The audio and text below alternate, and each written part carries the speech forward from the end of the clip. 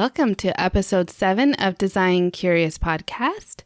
Today, we're taking a look at all the different careers that might come out of your interior design degree or similar degrees, or even just having experience in interior design. So let's explore what those are. You're now listening to Design Curious, a place where you, creative one, are here to learn about what it really is like to be an interior designer. And I'm your host and mentor, Rebecca Ward. If you're worried about how to succeed in a creative career, if you're ready to learn your next steps to become an interior designer, and if you want the satisfaction of doing something you love every day, you are in the right place. Grab a coffee, a notebook, and let's dig into today's episode. Okay, let's get into all of the different careers that interior design might lead you into. And what I'm going to be discussing is, first of all, I'll start with residential design. And then within those areas, there'll be different niches or specialties that you might want to consider. So yeah, let's just start there. All right, so we are looking at design careers, which includes adjacent careers to residential interior design that design degree or experience in design studies, interior architecture may include. And this might go into some niches that you might want to specialize in as you develop your design chops. So looking at residential design, you can, of course, be a full-service interior designer, meaning that you do new builds, remodels, you do furnishings, accessorizing, anything that's involved with the interior design of a whole house. And then you would probably also have either a general contractor you're working with or partnering with, depending on what state, province you're in. For example, California has restrictions on that where you cannot hire contractors on your client's behalf unless you have a general contractor's license. But I know other areas you can do that as an interior designer. So you might be offering design build services. And so that part you would be doing the project management of the construction, and then as well the implementation, delivery, and installation of all the furnishings, accessorizing, the complete package. So that's full service. You might want to just specialize in remodels. You could just specialize in new builds too. There's another area that some designers get into with builders and contractors that they work with is they'll do spec homes. And these are new homes that are built to spec. So it's not a specific client in mind, but the finishes are selected by the designer to appeal to either a particular type of person or just to the masses, or something that's popular or current right now that would help the house to sell easily. You could also do model homes, which I had a run with I told you in episode 1, I did model homes for a couple of years. I worked for another designer who did it, and I thought it was a great experience. We did so many different design styles that we had to have each house be different from the other. Our client was the builder, so we didn't actually have to meet any specific particular needs of a client. We fabricated a client, like say this house had a young couple with a baby, and this house had a couple with older children, and this other one was a retired couple, or this one was a bachelor, or something like that. So we fabricated these clients, and then we designed around that, making sure each house had a little bit different style, whatever the builder was looking that was popular at the time that would help to sell the house easily. 1 year right before the recession, I think I counted, we did 21 houses, and that's selecting all of the finishes and then doing all the furnishings and staging it as well. So that was a pretty busy year for me, and I thought that was like an intensive program of learning all the details of designing a home. So that's a great avenue as well, doing model homes. Since I have done another set of model homes in my own company, and they're fun. I do probably like the full service one-on-one clients a little bit better, but that's just my thing. Then there's also kitchen and bath design. So you can just specialize in just doing kitchens and baths. You can become a certified kitchen and bath designer through the NKBA, National Kitchen and Bath Association. And that's a great avenue to go towards, because if people are going to remodel something in their home, usually it's the kitchen or the bathrooms, because those are what sell the house as well. So they're really important parts to keep updated. They get used a lot, and then they can look dated quickly or within 10, 15 years. And so often people will buy a house and they'll be like, let's update the kitchen and bathroom. So that's a great place to be. You can also be an outdoor kitchen designer and also outdoor spaces. But outdoor kitchens have special requirements and needs, and you might work in conjunction with a landscape designer, architect who is working in the backyard, and help them to develop a kitchen that is cohesive with the interior of their house. And then, like we talked about in episode 1, you could also be a decorator if that's your thing. You're not really into the more technical side of design and you just want to provide furnishings and accessorizing. That's totally fine. You can do that. You could also be a stylist, and that is someone who would come in and do accessorizing.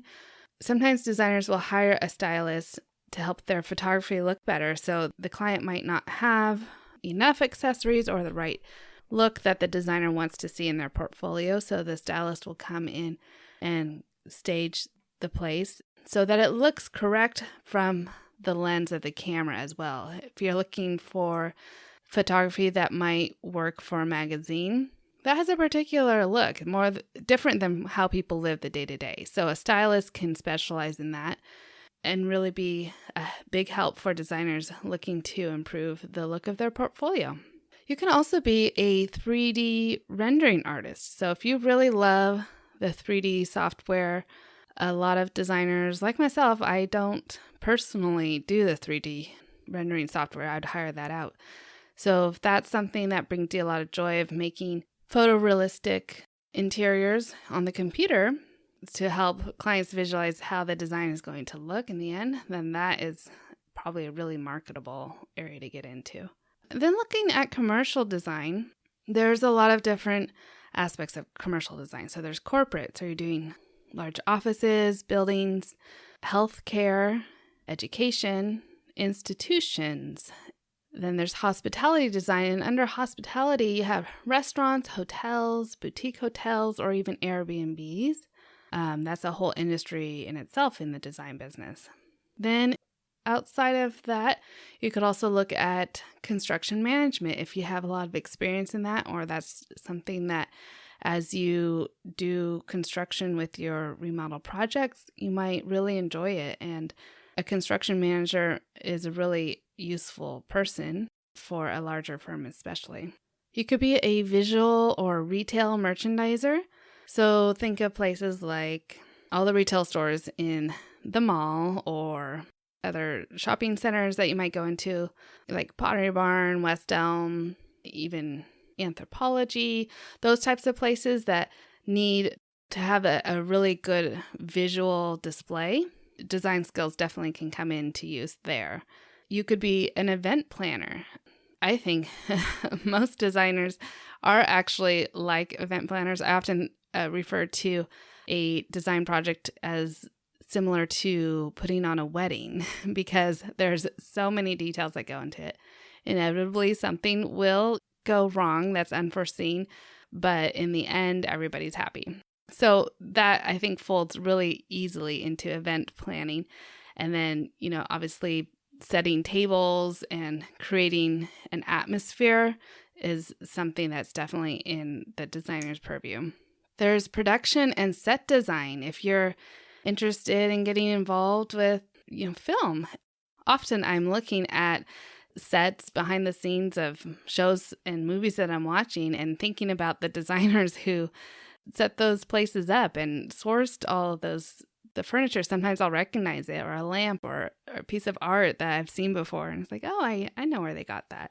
So that definitely could be a fun avenue to get into with your design experience, design degree. You could be a floral designer, a landscape designer, as I mentioned before. Lighting designer definitely could come in handy, residential or commercial.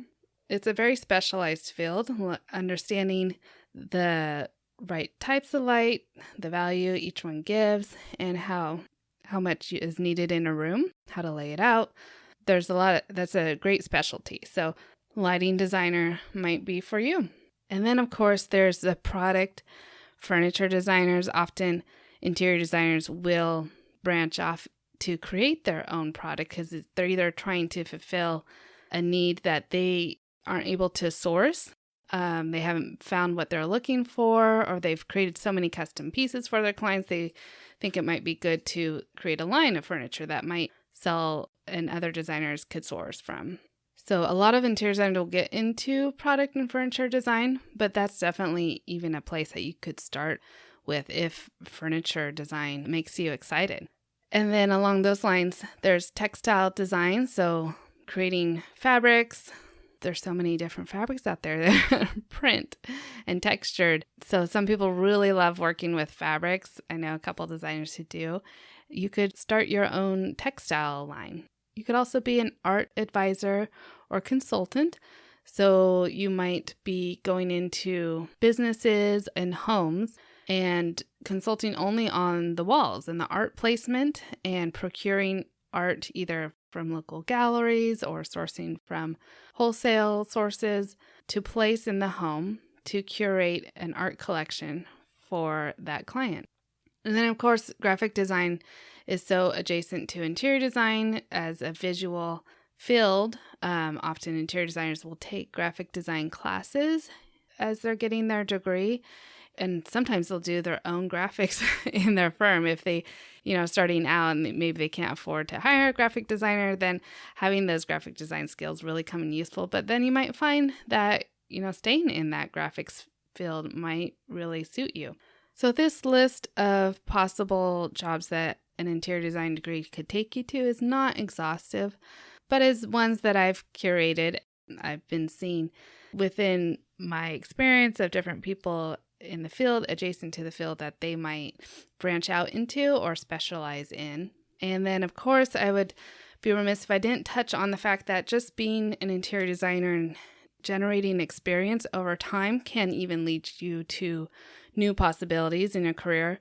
It can open some new doors. And for example, you might find that after a while, you might want to teach interior design at a college locally or online, or even do some course creation and share your knowledge with the world about interior design or anything related to what it is your expertise is in.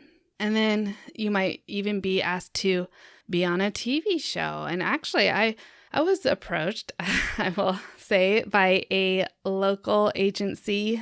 We actually did I'm forgetting what it's called now. I think it was like a sizzle reel or a teaser or something like that, where they wanted to see if maybe we had a premise for a show that I could be on HGTV. And they pitched it.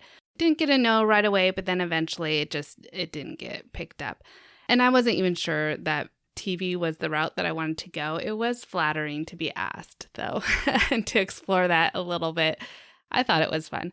But I certainly enjoy podcasting so much more that, obviously you could also be a podcaster, so like myself. So if you find eventually that you want to share your expertise with the world through a podcast, that's an option for you. And then membership groups as well, like mine that I have, my design mentor.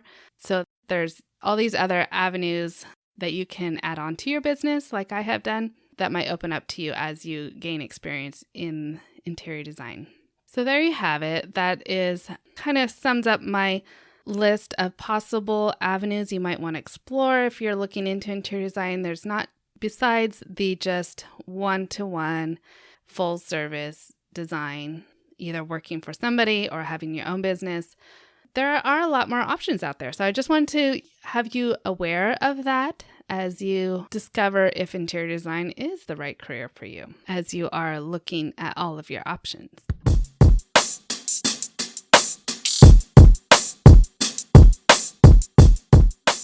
So that should have been helpful to those who are maybe considering getting into interior design or signing up for a degree just to see all the different avenues you might be able to go into. It's not so cut and dry. Yes, you'll be an interior designer. Yes, you'll do full service and maybe have your own firm or be working for someone else for a long time. But there are actually a lot of different options out there. So that should help you discover if interior design is the right career for you.